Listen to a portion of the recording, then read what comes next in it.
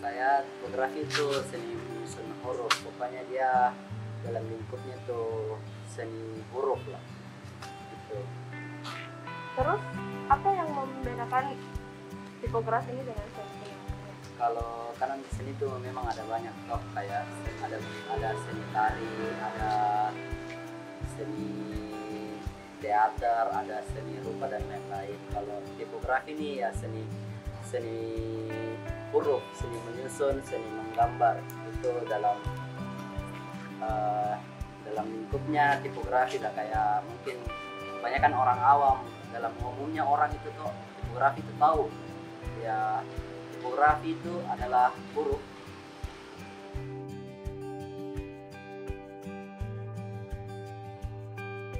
Perbedaannya itu yang simpelnya, yang mudah dipahami itu tipografi itu seni menyusun huruf. Jadi huruf yang sudah ada itu disusun sedemikian rupa agar menarik ketika dilihat. Kalau lettering itu seni menggambar huruf. Jadi sebenarnya ini perbedaannya juga lebih beda prosesnya, tapi objeknya sama-sama huruf. Tadi lettering itu seni menggambar huruf, jadi huruf ya digambar. Kalau kaligrafi itu seni menulis huruf, jadi dia tuh seninya kaligrafi, apa sih namanya, sekali coret.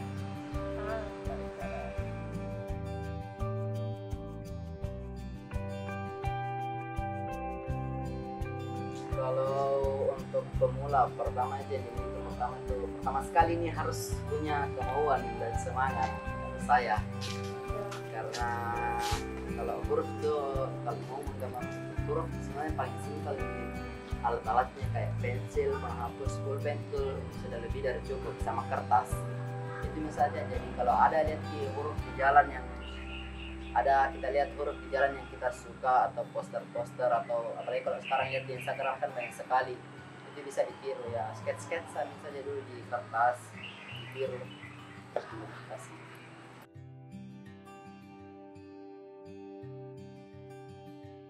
Kalau meningkatkan skill meningkatkan skill itu, kalau pasti ada perubahan itu selama kita konsisten. Terus saya juga beberapa ada di karya yang biasa dibandingkan, maksudnya kita berkarya di tahun 2014 seperti ini, dan kayak after before begitu 2019 kayak begini, itu sangat kelihatan perbedaannya, walaupun memang belum dirasa-rasa sekali kayak enggak ada, tapi misalnya kalau itu berubah sejalannya waktu, berproses kalau cara meningkatkan skill juga tuh ada kita lihat susah toh, itu di misalnya di dicoba sambil ATM namanya. Jadi ATM itu jadi kita tuh kayak pakai sistem ATM, amati, tiru, terus modifikasi kayak begitu misalnya. Kalau ada yang lihat, kalau saya pribadi begitu ya, kalau ada yang lihat susah disimpan, saya disimpan kayak asal ada kemauan itu, eksekusinya kapan-kapan, tapi yang penting itu kemauan dulu. Kalau ada mau dicoba tuh kayak begini ya, nanti dicoba-coba kapan-kapan gitu.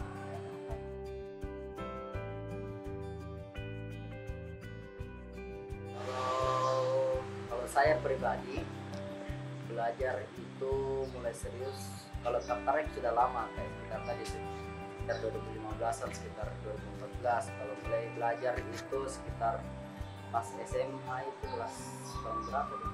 Tahun 2016 mungkin, 2016 deh. Sekitaran itu Ya sekitar itu 2016 mungkin mulai serius belajar.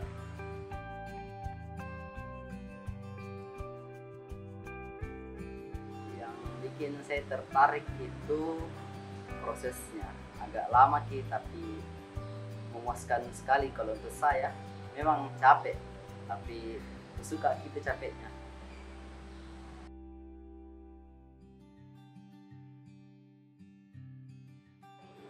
Kalau kegiatan selama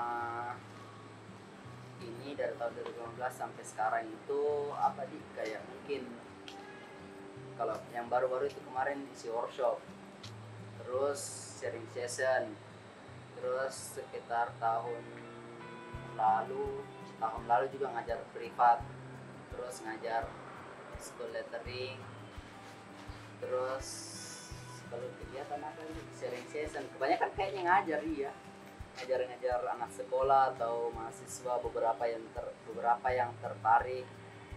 Terus mungkin jadi pembicara juga di beberapa komunitas. Oke.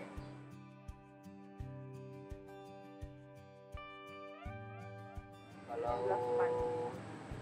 mengatur waktu sebenarnya saya juga masih susah sebenarnya, iya, tapi punya kak beberapa semacam to-do list gitu.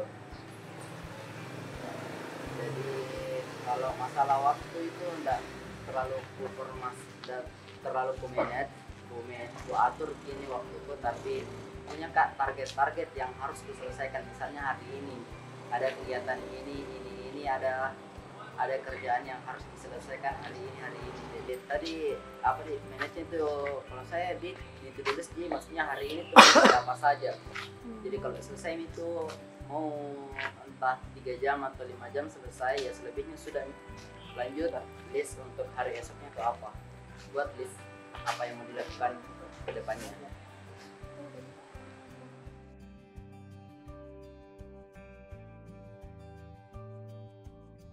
Kalau kemajuan itu sebenarnya kayak mungkin dari Indonesia banyak nih yang memulai, dan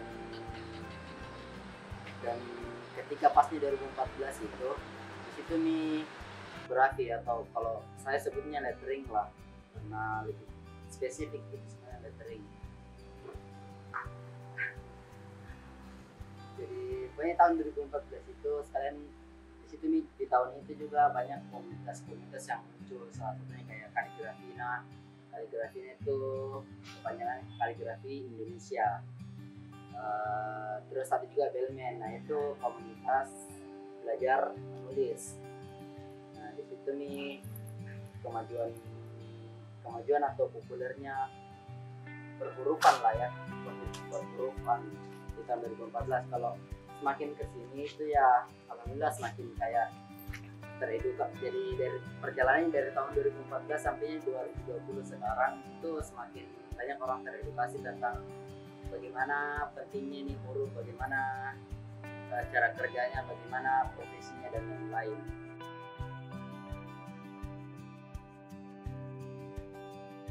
Misalnya kalau belajar kini tipografi atau kaligrafi dan lettering, kedepannya mungkin bisa jadi kayak logo type designer, terus kaligrafer itu saja banyak yang kayak tulis sertifikat, banyak tuh itu sertifikat.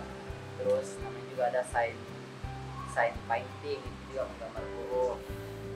Terus apalagi lettering kayak custom design, maksudnya desain juga itu kan enggak lepas dari yang namanya huruf. Jadi itu kadang juga harus, maksudnya dalam desainer juga dia butuh hand lettering artist, atau bahkan juga dia buat font gitu.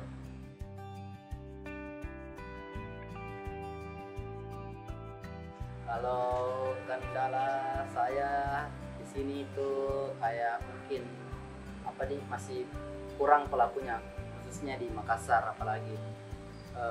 Terus kendalanya lagi tuh kayak ya masih, kalau di Makassar peminat mungkin banyak, tapi yang serius yang lebih jauh lagi itu masih kurang, karena saya juga dalam komunitas ini ya hampir juga 6 tahun atau bahkan 5 tahun lah.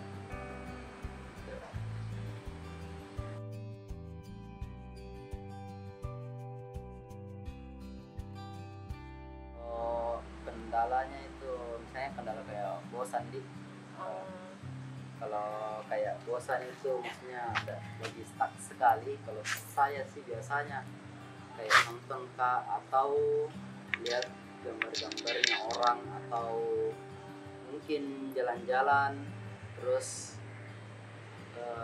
kulineran, liburan, berenang, ya pokoknya kayak lakukan saja apa-apa yang disuka, tapi yang bikin produktif, bukan yang kayak jangan sampai juga senang-senang kinitnya untuk bisa bangkit lagi untuk menggambar lagi, tapi malah jadi terlalu dalam.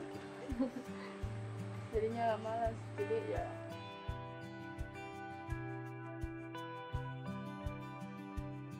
Kalau suka dukanya tuh apa nih? Berhubung awal pemula ini karena memang suka kan lihat itu banyak awalnya tuh suka.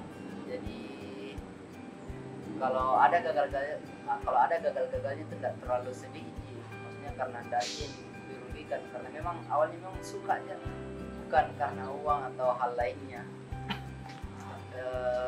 Mungkin awal-awal tuh mungkin kayak apa sih namanya, mungkin personal brandingnya belum kuat, jadi orang ini tidak tahu siapa kita, jadi memang orang ini belum bisa menghargai kita sesuai karena memang belum kita tahu, mungkin bayarnya tidak sesuai dengan apa yang kita jalani, prosesnya begitu panjang dan susahnya bagaimana, tapi mungkin dibayar 5.000 atau lebih sedikit. Kalau 5.000 kalau bagaimana kalau terima kasih gitu. Kalau sukanya ya banyak sekali ya, sukanya itu berhubung saya lama juga di komunitas, jadi banyak ketemu orang baru, terus apalagi kalau mungkin klien-klien kan juga termasuk di networking, dapat pengalaman baru lah yang paling penting gitu.